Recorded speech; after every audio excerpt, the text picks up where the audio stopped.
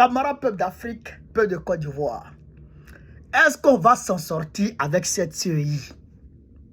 Est-ce qu'on va s'en sortir avec cette CEI de Cuba, le Cubien? Regardez. Regardez cette image. C'est un frère burkinabé, c'est un camarade peuple d'Afrique, un frère burkinabé, qu'ils ont fait enrôler en 2017 pour les élections locales de 2018. C'est les élections locales qui ont eu lieu en 2018 là. Pour qu'il aille voter. Et il est durement inscrit sur la liste. Regardez le récépissé. Regardez le récépissé. 23, 2e mois 2017. Ouedraogo Amidou. Regardez le récépissé d'enrôlement. Récépissé d'identification. Vous comprenez? Regardez sa carte d'électeur. République de Côte d'Ivoire. Regardez sa carte d'électeur. République de Côte d'Ivoire. Vous pouvez même checker pour voir son numéro de carte d'électeur. Ça commence par Y quelque chose avant. Vous pouvez voir tout ça. Il a sa carte d'identité burkinabé et il a sa carte d'électeur ivoirienne. C'est-à-dire que le gars n'est même pas naturalisé ivoirien. Au moins s'il est naturalisé ivoirien, qu'il est devenu ivoirien, il n'y a pas de souci. Est-ce que vous comprenez? S'il a sa carte d'identité ivoirienne, il n'y a pas de souci. Mais il n'a même pas sa carte d'identité de Côte d'Ivoire. Il n'a même pas encore la naturalisation. Mais ils l'ont inscrit sur la liste électorale avec la carte d'identité de Burkina Faso. Est-ce que vous comprenez? Donc, cette année, quand ils ont dit révision de la liste électorale, le frère a ramassé tous ses documents. Il a ramassé tous ses documents. Et il est venu se présenter au bureau de vote, au centre d'enrôlement, pour qu'on puisse vérifier s'il est encore sur la liste électorale.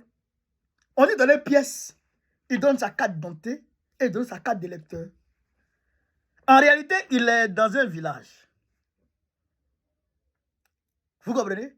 Il donne sa carte d'identité et il donne sa carte d'électeur. Et regardez, vous me regardez. Il a tout au complet, quoi. Et la carte d'électeur, il a son récépissé d'enrôlement. Vous comprenez? Vous comprenez comment notre liste électorale, c'est que c'est pas la peine? Vous comprenez, non? Donc, quand on dit qu'il y a 2 millions de personnes qui sont frauduleusement inscrites sur la liste électorale, c'est pas faire preuve de xénophobie. Non, c'est une réalité. Comment ça c'est possible? Comment c'est possible qu'on inscrive quelqu'un qui n'est pas de nationalité ivoirienne, qui n'a même pas la carte d'identité ivoirienne? Et on l'inscrit sur la liste électorale. Au moins s'il est naturalisé, il n'y a pas de souci. Il n'y a pas de souci. S'il est naturalisé, il devient ivoirien. 5 ans après, il peut s'inscrire sur la liste électorale. Il n'y a pas de souci. Il peut être candidat même s'il le veut. Il n'y a pas de souci. Mais là, dans ce cas d'espèce, non, ça donne matière à réfléchir. C'est pourquoi nous disons qu'il faut auditer la liste électorale. Vous comprenez ça? Pour qu'elle soit expurgée de notre liste électorale, tous ces noms-là. Le frère Amidou n'a rien à faire sur notre liste électorale. Ça, au moins, c'est une réalité. Le frère Amidou n'a rien à faire. On l'aime bien, hein, mais il n'a rien à faire sur notre liste électorale. Parce que les gens les utilisent comme du bétail. Vous comprenez? On les utilise comme du bétail électoral. Quand les élections locales approchent, ils vont les chercher dans les brousses. Et ils les envoient. Et on les inscrive sur les listes électorales. On leur donne les cartes d'électeurs. Et ils vont voter. Ils vont voter et la CEI valide. Vous comprenez ça? On leur donne les 5 000, les 10 000. Et après, aujourd'hui, qu'est-ce qu'ils disent? Qu'est-ce que ces mêmes gars qui sont allés les trouver là-bas là, leur disent? Aujourd'hui que le vent a tourné et que l'AES a vu le jour. Ils vont leur dire que s'ils votent Gbagbo, s'ils ne se mobilisent pas contre Gbagbo, eh bien, les gens, Gbagbo, quand il va prendre le pouvoir, il va leur arracher leur champ. Parce que cette image, quand ça m'a été envoyé, j'ai envoyé à mes amis burkinabés pour leur dire, ah, c'est quoi ça? Il faut demander à nos frères de quitter dans ça. Il ne faudrait pas qu'ils se laissent utiliser. Ils m'ont dit qu'on leur dit en brousse. Ceux qui sont en ville, là, ils ont compris. Je les salue, je les félicite. Nos frères burkinabés, maliens de l'AES qui sont en ville ont compris. Mais ceux qui sont en brousse, on va leur dire là-bas que si Gbagbo prend le pouvoir, Gbagbo va leur arracher leur champ. C'est ce qu'on leur dit. C'est ce que les gens là vont leur dire.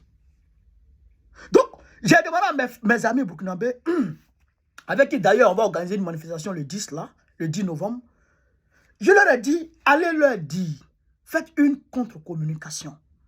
Vous là, parlez-leur dans vos langues. Dites-leur que Gbagbo ne peut pas arracher le champ de quelqu'un. Il n'en a pas la capacité, il n'en a pas les compétences et il n'est pas comme ça. Moralement, mentalement, les valeurs démocratiques et de liberté que lui-même il défend là, ça l'interdit, ça l'empêche de faire ce genre de choses. Il a pris le pouvoir en 2000, Gbagbo. Dites-moi, quel champ Gbagbo a arraché à qui? Quel champ Gbagbo a arraché à qui? Vous comprenez ça? Donc, il faut que les gens, il faut que nos amis burkinabés qui sont en ville nous aident à faire une contre-communication vis-à-vis de ça là. Il faut que nos frères nous aident. Parce que tout le monde voit qui est mauvais. Ibrahim Traoré lui-même l'a dit. On a été manipulé. Le 14 janvier 2022, les Maliens l'ont dit. Gbagbo, pardonne-nous. On a été manipulé. Et les gens ne cessent de donner pardon. Gbagbo n'est pas mauvais, il n'est pas méchant. D'ailleurs même, regardez cette image. Lui là, il s'appelle Abraham Dao. Abraham Dao dit Bebeto. C'est lui qui travaillait pour le papa de Gbagbo. Quand le papa de Gbagbo vivait, c'est lui qui travaillait. C'est un Burkinabé. Abraham Dao. C'est un Burkinabé. Il travaillait pour le papa de Gbagbo. Et quand voici lui et puis Gbagbo. Et quand Gbagbo a pris le pouvoir, Gbagbo l'a pas chassé. Hein? Gbagbo l'a gardé. Et même il a eu des privilèges. Abraham Dao dit Bebeto. Gbagbo connaît même. Moi-même, je m'apprête à aller au Burkina Faso. Moi-même, je m'apprête à aller au Burkina Faso. Quand il était au Burkina Faso la dernière fois, on est le seul parti dans l'opposition en Côte d'Ivoire. Nous et puis le GPS d'ailleurs.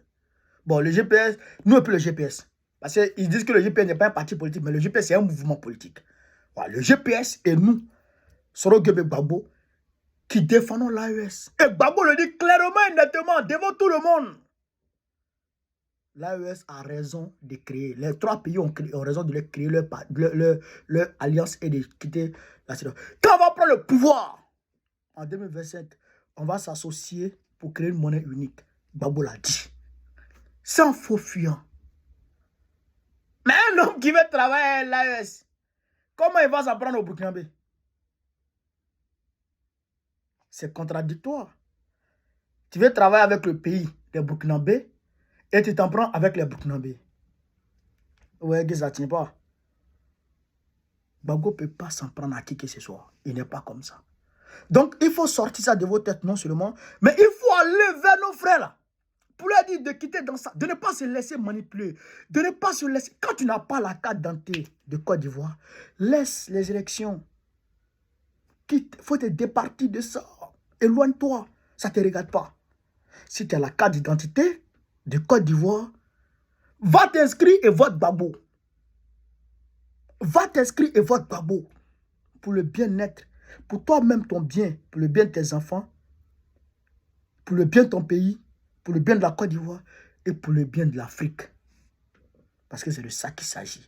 Gbagbo était panafricaniste, un souverainiste au même titre que vos présidents de l'AES. C'est ça qu'il avait dit. Donc, camarades, quand on a dit ça, est-ce que on n'a pas des raisons valables pour demander l'audit de la liste électorale? Hein? Est-ce qu'on n'a pas le droit de demander l'audit de la liste électorale? Bien sûr qu'on a le droit. Bien sûr qu'on a le droit. Donc, il faut auditer ça. Il faut auditer ça. C'est de ça qu'il s'agit. Vive l'Afrique libre. Vive le panafricanisme. Vive tous les bras panafricains. Gbagbo, président du Côte 2005. Inch'Allah. On est ensemble.